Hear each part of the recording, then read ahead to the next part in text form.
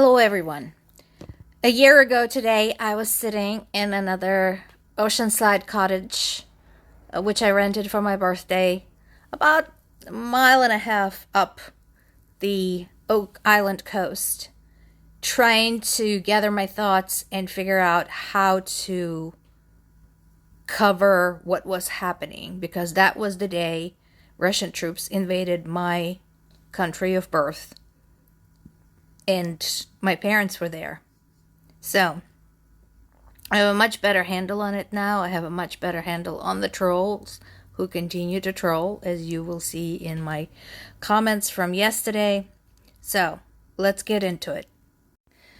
In his speech marking the first anniversary of Russia's invasion of Ukraine, Zelensky hailed Ukraine as invincible. I disagree with him. I mean, look at all the damage that has been done. That said, Ukraine is definitely tough.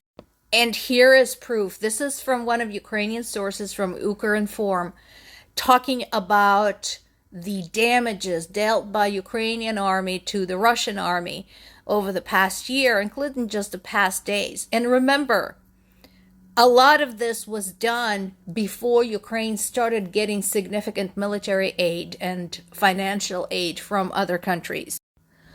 I do agree with Zelensky when he says this is one of the toughest moments in world history. I honestly think the world was not prepared for something on this scale.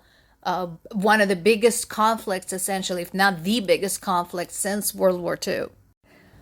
There is a continuing concern about China crossing the line and deciding to supply lethal aid to Russia, meaning not just components and parts and supplies, but actual weapons. So that is still on the radar.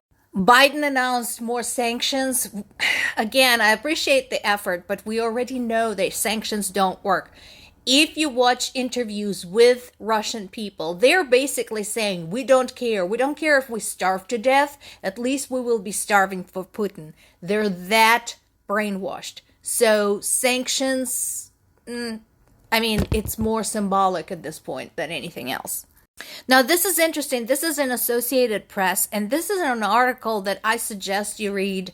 It talks about the 2,000 recordings of the intercepted calls from Russian soldiers who were fighting in Ukraine in the last year. It is very illustrative in how poorly they were prepared for what they had to face. Thank you for watching.